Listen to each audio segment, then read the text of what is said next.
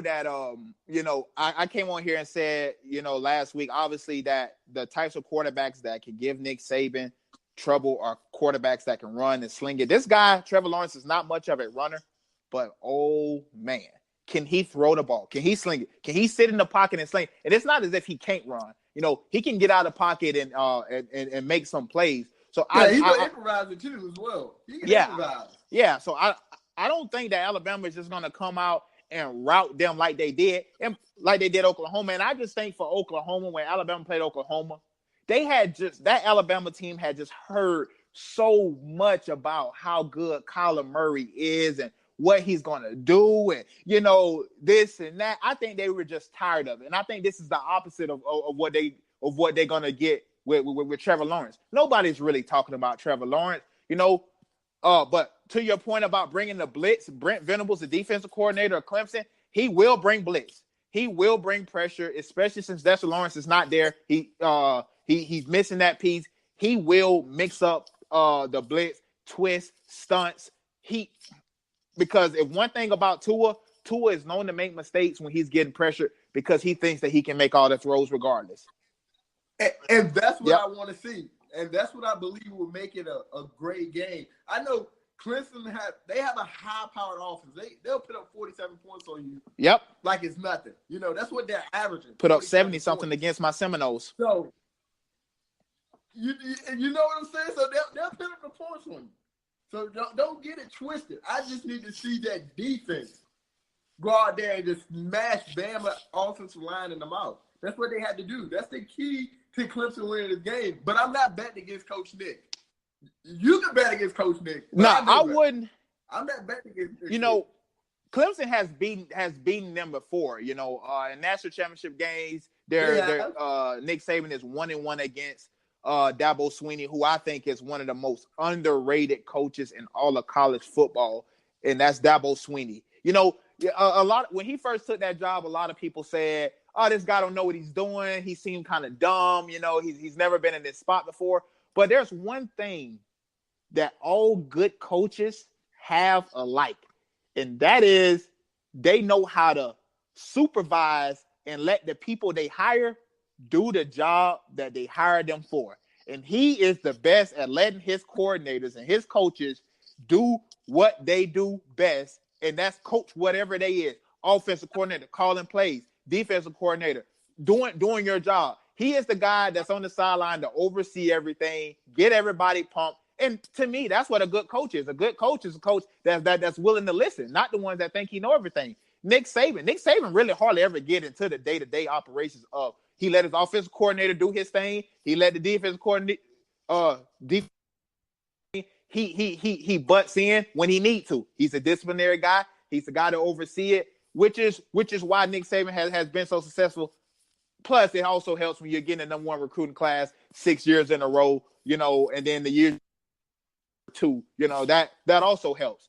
But and that goes back to talent. The talent has to show up.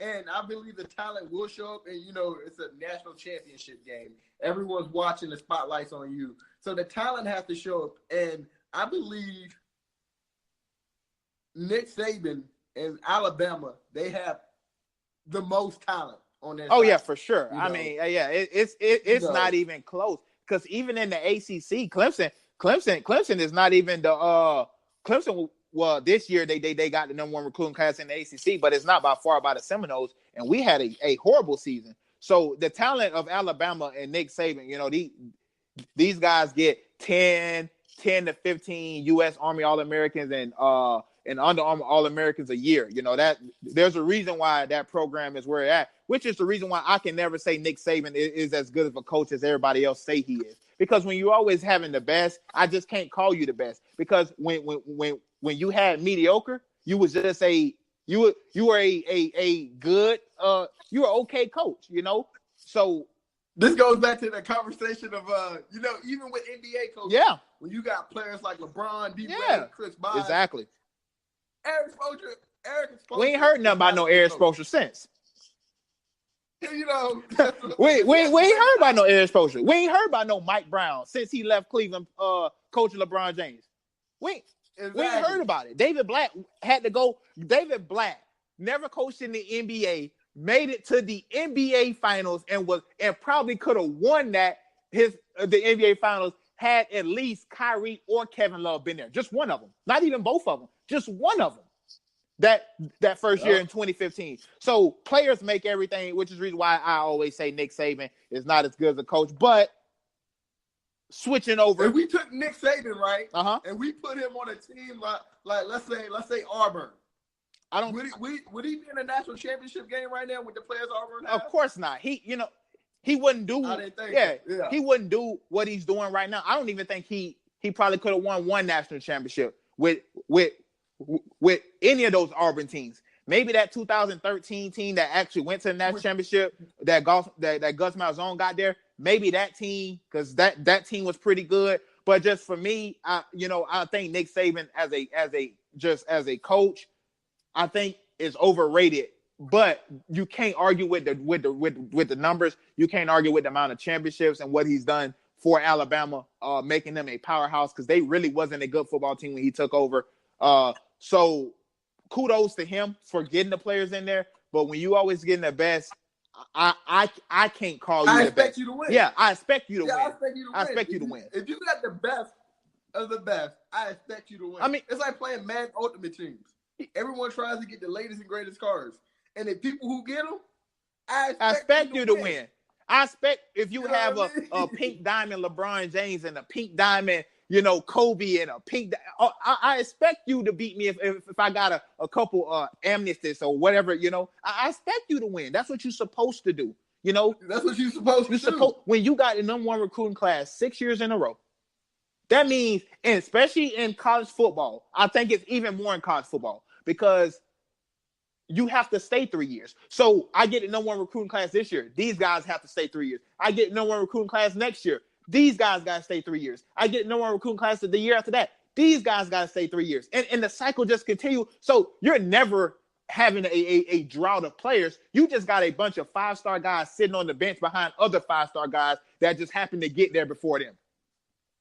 And that's all it is. Yeah. It's a continuous cycle. Exactly. Of talent just going through the system. And he's never had to, I don't believe he's ever had to actually coach just raw talent. No. When you can make there with guys like Blake Sims, he won a national championship with Jake Coker. And I know Jake Coker personally because this guy was a quarterback on the FSU roster. The only reason why he transferred because he wasn't going to play. He was sitting behind some guy, Jameis, and he won a national championship with Jake Coker. Why? Because of the recruits before he got Jake Coker. When you're that good, man, you're just supposed to win. But kudos to Nick Saban for getting his team there every year. And when he getting the opportunities, he's taking advantage of it. So I can't say nothing bad about it, because when he gets there, he's taking advantage of those opportunities. So I got Alabama. Just for the record, you got Alabama as well. I just don't think it's going to be as close. Moving on to the wild card round, Saturday is NFL playoff time, best time of the year.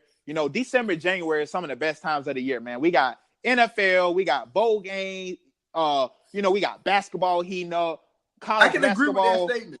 Yeah, man, this is the best time of the year if you a sports fan. We got the Colts and the Texans playing in the very first wild card game on Saturday. Colts at Texans. Houston is a 1.5 point favorite. That game is at 2:35 Mountain Time, 4:35 Eastern Time, 1:35 Pacific. Who you got and why? Oh, I got the Colts. I like Andrew Luck. I hear you. So I like what Andrew Luck is doing. I like the streak that he's on. I like how he came out to play, after the injury. I like his offensive line. Ryan Kelly said he will play during this game, so that just boasts his offensive line as well. They beat the Texans in their last meeting, so I expect the coach to come out and have that edge on him, just mentally. And then also, if we can just stop, that Texas defense from, attacking Luck this game, I think the coach they're going to take this one, even though Texas is our favorite. So, yeah, I got this one. I got the Texans winning this game, and it's for a few reasons. The Texans are 6-2 at home. The Colts are 4-4 on the road. I just don't think the Colts travel very well. I also think that defensive line, Clowney, Merciless, and J.J. Watt will get home a few times on Andrew Luck. And Andrew Luck has been prone to throw the ball to the other team a whole bunch. He's done it a lot in his career. Led the league in interceptions a few times in his career already. Let me just say this, though. Let me say this real quick. Uh-huh. J.J. Watt is still healthy going into the playoffs. That deserves an applaud, man. It does. It does. Because he's always been hurt around this time. He's always hurt around playoff time. Yeah, he's always hurt. And I just think Andrew Luck is one of those guys that's turnover prone, and that tends to hurt you when you're on the road in the playoff pressing, knowing that you need to get a win. You know, they split 1-1 on the year. Both teams won 1. Colts won that last meeting between the two. Both times they played this year, the game was decided by 3 points. 37-34. Houston won the first matchup in week 4, and then the Colts won by 3 in their last matchup. I'm forgetting the score. And this is my main reason why I'm not picking the Colts. I wanted to pick the Colts, and I've been on the Colts bandwagon for about the last 2 or 3 weeks now, you know. And I even said that they were going to beat the Texans earlier in the week, last week. I changed my mind. I just think about it. The last time that Andrew Luck was in the playoffs was 4 years ago. You know, and everybody remember that last time he was in the playoffs. That was the Deflategate. That was the Deflategate game. The 45-7 route. Now I get it. He was playing the Patriots. The Texans aren't the Patriots. I get that. But he's been in the playoffs 2012, 2013, 2014. He's got more interceptions in those playoff games than he has touchdowns. He's never had a completion percentage higher than 59% for the playoffs. That is not a very good quarterback that seems to be a all-time great in the regular season. When he gets to the playoffs, it seemed like his butthole just tightened up just a tad. But hold up now. Hold up. Go ahead. Hold up. Luck, to his credit, he has not been playing behind the best of offensive line, you know, during those years. I can give you that point. I can give you that point. Injury as well. And I can see his numbers on the decline then. But now this is a whole new Luck we're looking at. This is a whole new coach team. So I don't think so. I think it's the same Andrew Luck. Don't try to take away from his credit what he's done this season, breaking up old seasons. But it's the same Andrew Luck. That's the past. But no. I can only judge you by what I know. And what I know is in the regular season, Andrew Luck always does what he did this season. You know, he always does that. It's in the playoffs. And that's what I can only judge you by, you know. Right now, I'm only defending my dad's team. My dad's a diehard coach. Yeah, I kind of figured that judging by what you said earlier, when you said when I already know you're a Bears fan, so I kind of figured that's where you was going with that. Somebody close to you. Yeah. He's a diehard coach fan. So yeah. Well, hey, Pop, sorry, but I can't take your Colts on this one.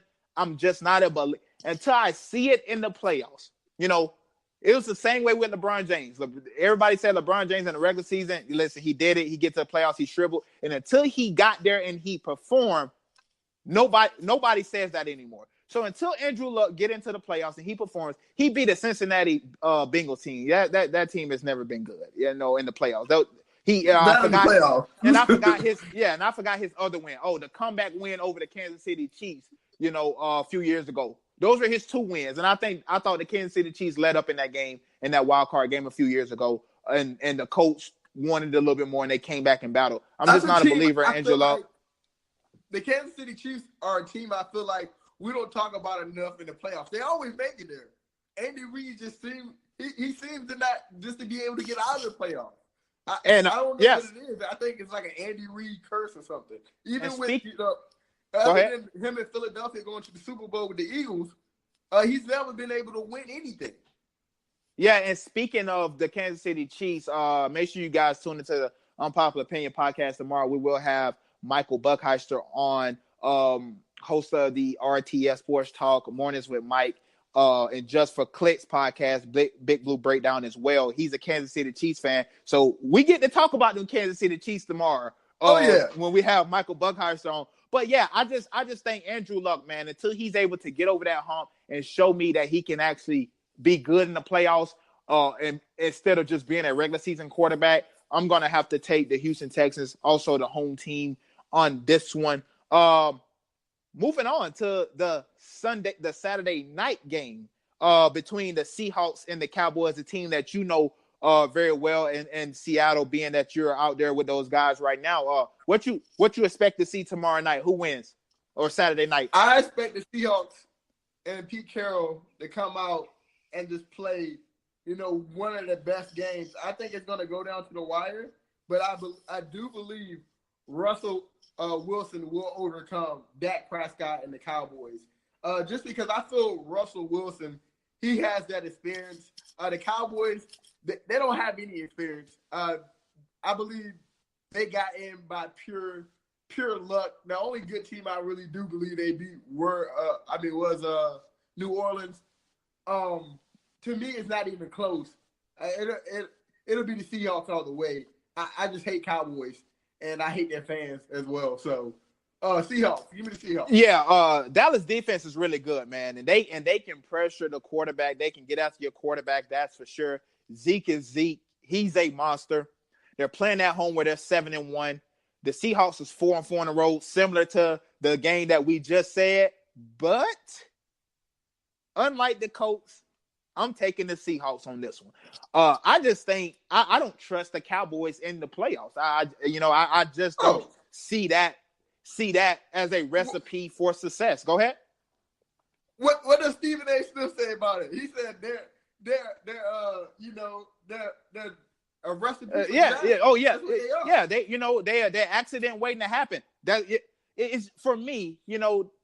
Two playoff wins in the last 20 some years. And they still have the nerve to talk about America's team. Like, cut it out, man. This Seattle Seahawks team is a tough team. This team also plays really good defense. Russell Wilson at the helm has had a really good year. I don't think Russell Wilson is as good of a quarterback as a lot of these analysts say he is, and they try to put him up here, as he did all this and that. Now you're being disrespectful. No, listen. Is proven. Explain your case. Because when I say this, I'm just going to shut it down. Go ahead. The line. Do you see the line he's playing behind? Pete Carroll basically has guys off the street blocking for him. So for him to do what he does behind his line and the criticism he took at the beginning of the year, he's not running enough, that's why we're losing. No, your line is horrible. No one can run all game. That man is tired back there. He has to be Houdini every play. You can't be Houdini every play. Some plays just got to develop for you. But he doesn't have time to let plays develop. So for him to be able to, to do what he do and to get this team where they are, Russell Wilson is a great quarterback in my opinion. You about to make me pick the Cowboys. You are about to make me pick the Cowboys. You ain't about to pick no Cowboys. I know that for a fact. You ain't picking no Cowboys. Yeah, I ain't picking no Cowboys. Yeah, I ain't picking no Cowboys. But this is why I say Russell Wilson is not as good as people think. When was the last time Russell Wilson has been deep in the playoffs? Pretty sure it's the last time when the Legion of Boom and Marshawn Lynch was all together. I'll tell you this. Russell Wilson, they won that Super Bowl behind a great defense. When they were the number one overall defense, when they were the number one scoring defense, when they were the number one defense in literally every single category, when they had Marshawn Lynch leading the league, not necessarily leading the league in rushing. That team was leading the league in rushing. When Marshawn Lynch was there and he could take pressure off Russell Wilson and everything is perfect for him, Russell Wilson can be the quarterback that a lot of people think he is. Since they don't have a number one defense, since they don't have the number one rushing attack in the league, what has Russell Wilson been? He's been good. He's been decent, but the Seattle Seahawks haven't went anywhere. Russell Wilson is nothing more than he's a decent quarterback. He's a winner. I watched him for 3 years when he was at NC State play against my Seminoles. watched him at Wisconsin for that year, seen him in the NFL, and I've seen what he can do, and I'm just not impressed. You know, let's be real. He's not Dak Prescott. He's not Dak Prescott, but you know, I think Russell Wilson is a tad bit overrated, being that the only time he's ever done something is when he had a great defense and a great running game to fall on. Let's be real though. Going into this season, did we expect the Seahawks to even be in the playoffs with everything they lost? Did we expect them to be 10-6? I didn't expect them to win over 6 games this year. Well, the Pete Carroll and the Seahawks. Pete Carroll and the Seahawks is almost, to me, kind of like every year you kind of know they're going to be hanging on right there every single year. They you know, that's been their identity. So maybe not, you know, 10-6, but I thought that they could make it into the playoffs, you know, as a wild card or something. Just Russell Wilson for me, man. I'm just not a fan. Because what? How you not a fan? When I see people, when I look at teams, it's almost like the way we look at any team LeBron James leave, right? Cleveland Cavaliers didn't make the NBA Finals, haven't made the playoffs, haven't done this. LeBron James go there. Obviously, Kevin Love go there too. But LeBron James go there. Guess what happens? They go to 3-4 straight finals. He leaves. They're the worst team in the NBA. The Seattle Seahawks was on top of the world. Could have been back-to-back Super Bowl champs. Has it not been, just give Marshawn Lynch the ball on the 1-yard line with a timeout in your back pocket. Give the man the ball. You have 2 Super Bowls. Since the demise of the Legion of Boom, they have not been the same team. It just hasn't been. They have not. Nobody can look at that Seahawks team and say this team right here is anything close to any of those other teams when they were being led by their defense. That defense made Peyton Manning look like he's never played football ever in his life. That's what that defense did for him. This is very true. Russell Wilson did. Yeah, Russell Wilson didn't even do first play. First play from jump. You're like, oh, that's how this game gonna go. Yep. So that's how we gonna play. Russell Wilson didn't do anything. It was that defense, and since they left, he hasn't done anything. But been average. He's been mediocre. That's really what he's been. So we can take Russell Wilson and pin him on the Browns. And I tell you what, the Browns would probably be at 10-6. I agree, but I think if Baker Mayfield had started from week 1, the Browns would have been 10-6. You might have a point. Yeah. Yeah, I mean, we missed the field goal in overtime to win the game, not just a tie, to win the game. We missed that field goal. We end in a tie. So that should be 8 wins right there. We missed an extra point in week 2 against the Saints. Well, that should have been another win right there. There should be 9 wins. And if anybody that know any sports, and if you just don't say this, that means you're being a hater. We literally got robbed in Oakland. Robbed multiple times in Oakland. That's the 10-win season right there. You know, so you ain't really giving me much with Russell Wilson. He's a good quarterback. He's not a scrub. He's not Dak Prescott, who I talk about all the time. That's all I want to hear you say. He's a good quarterback. Yeah. No disrespect to Russ. I like Russ. No disrespect to Russ. But I just don't think he's what everybody says he is. He's definitely not Dak Prescott, which is the reason why I'm taking the Seattle Seahawks in this game. When you got 2 teams that plays really good defense, and now you're leaving it up to the quarterback, because I think that's what it's going to come down to.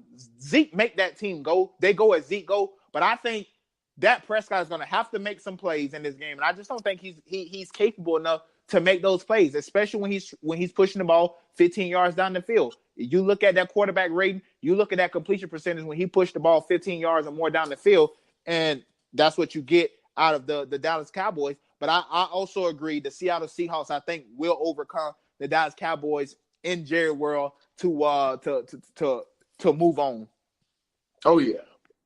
Moving on to Sunday, the early game, Sunday morning at 1:05 a.m. p.m. Eastern time. Shoot, boy, you got a 10 o'clock kickoff. You know what? Sometimes I be thinking, that's early. Sometimes I be thinking over here on this side of the world, like, dang, man, I got to get up way early for this and that. And then I look at you, shoot, that's a 10 o'clock kick for you. You're really gonna have to be up be up. But the Chargers are facing Baltimore, traveling to Baltimore. Who you got? Why? Chargers, Baltimore. I got the Los Angeles Chargers, man. I really like what Phillip Rivers is doing. I like the chemistry he has with his receivers. And he has some big-time receivers, Keenan Allen, Mike Williams. Like, I really, really love his receiver core. And then he has that Melvin Gordon coming back to back him up, And Melvin Gordon is not no scrub running back. He is a monster. Yeah, people that haven't watched him all year, you really missed out. You really missed out. You missed out because that guy is amazing. I don't believe Baltimore has a chance now with their, their rookie quarterback, and for them to be doing, all that wildcat stuff into the playoffs. I don't really see it working against, a great defensive team like the Chargers. So, give me the Chargers on this one, man. It's good to see great minds think alike, man. Because literally everything you just said, I wrote down in my notes.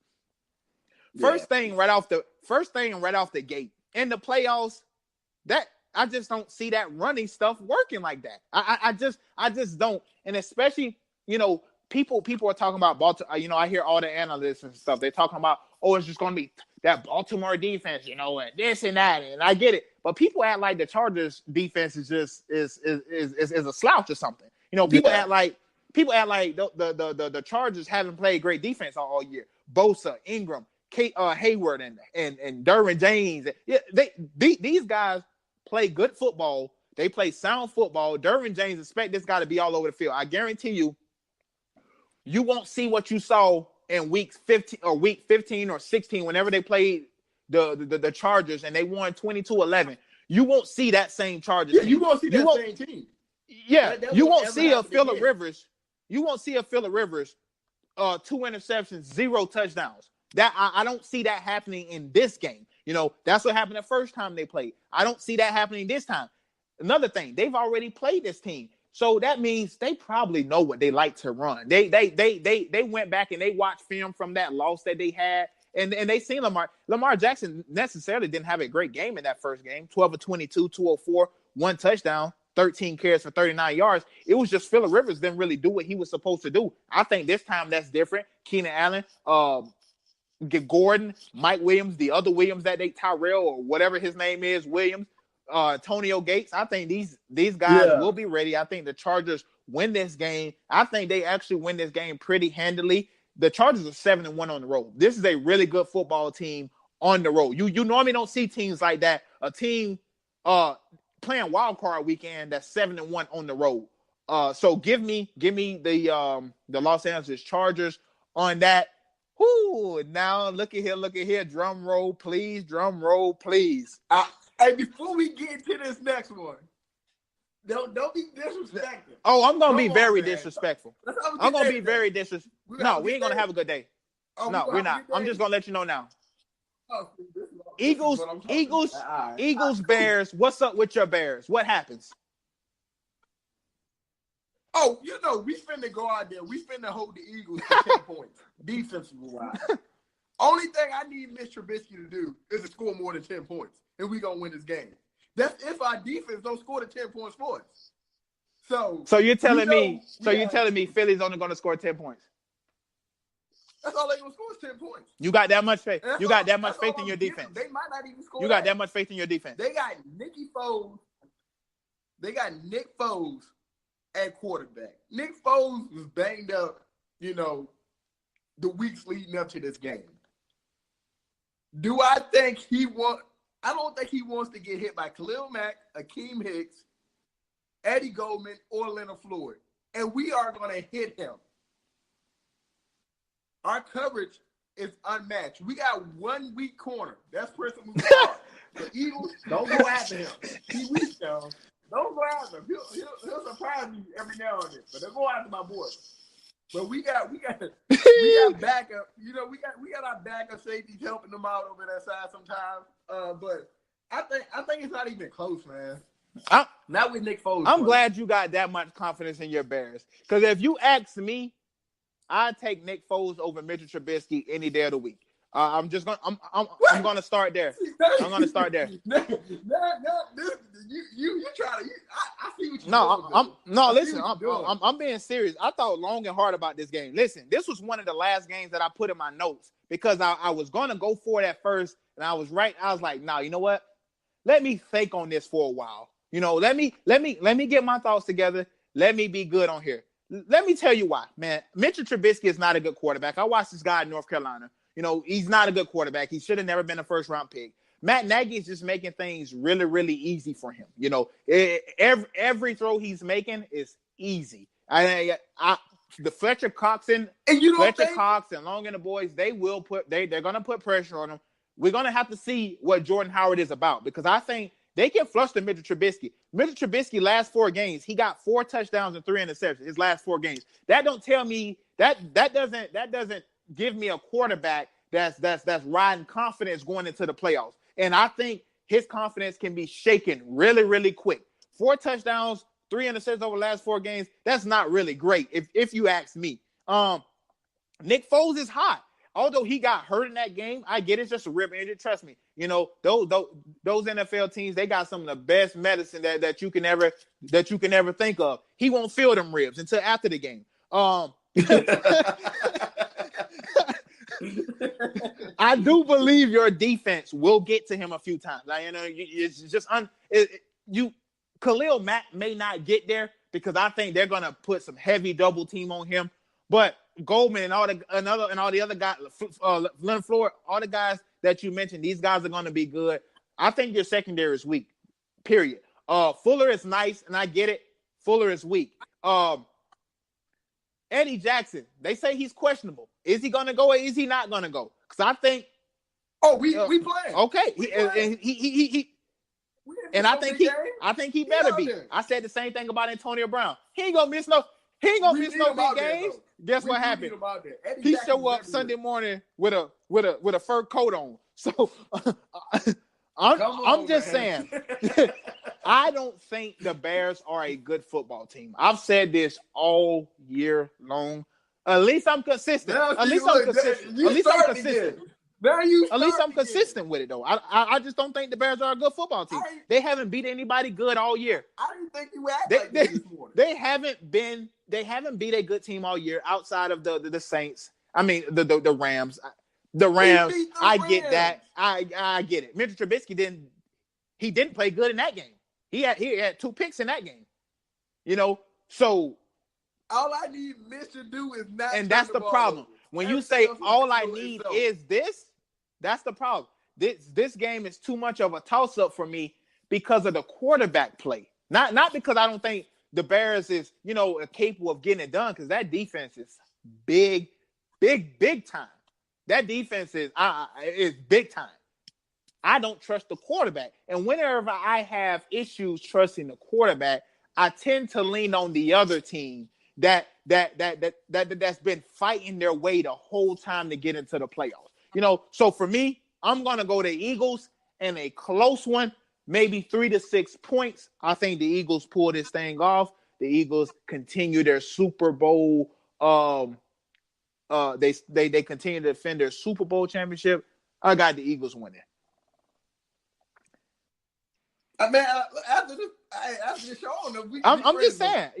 All I hear is you and Phil all the time talking about your Bears this, Bears that, Bears. I had to listen to that the whole day on New Year's Eve. And I knew you was listen. I had to listen to that all New Year's Eve about how Baker is sitting at home. We're going to be watching the game, and the Bears is this, they're in the playoffs, and everybody is happy. I get it. I get it.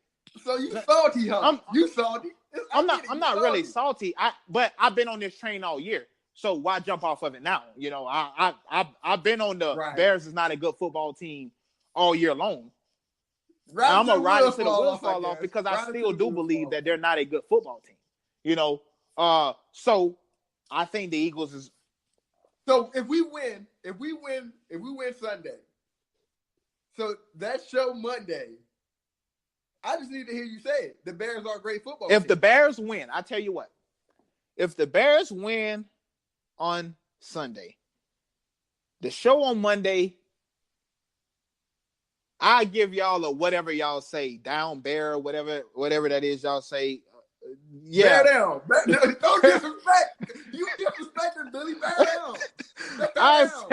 I say down bear, whatever, man. If they win on Sunday, I'll give you guys the credit that y'all deserve. I still think even if y'all win on Sunday, because I've said this before as well, if y'all win on Sunday, there's no way I see you going to LA and beating the Rams in LA. You know, we ain't even gonna talk about it. No, we ain't gonna talk about it yet. We ain't gonna talk about it. We may not even get. We may not even get to talk about it, bro. Honestly, we may not even get to talk about it. So, are you sure you don't want to talk about it now? Or are you sure you don't want to talk about this now? Because we can talk about it now. No, I ain't talking about it now. We a week at a time. Okay. Week at a time. Let me get past Go ahead. you. Hey, fans, y'all heard the show. I tried to give him time to talk about his Bears possibly facing the Rams. I don't think it's going to happen, and he declined to talk about it. Now, next week, when we come in here and the Bears lose, I don't want to hear. I don't want to hear. You know, I'm just saying. But that's going to be it for today's show, guys. I appreciate you guys, all the love and support that you give us. Continue to listen on iTunes, Spotify, Spreaker, Stitcher, Breaker, all the podcast app. We are still waiting on iHeartRadio. We are still in the pending mode. So iHeartRadio will be in the works coming up soon. Thank you for all the support, bro. You wanna take us out of here as per usual?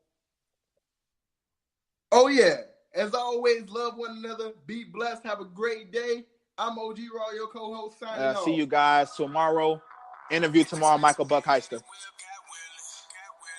Sky's the limit, and I'm busting at the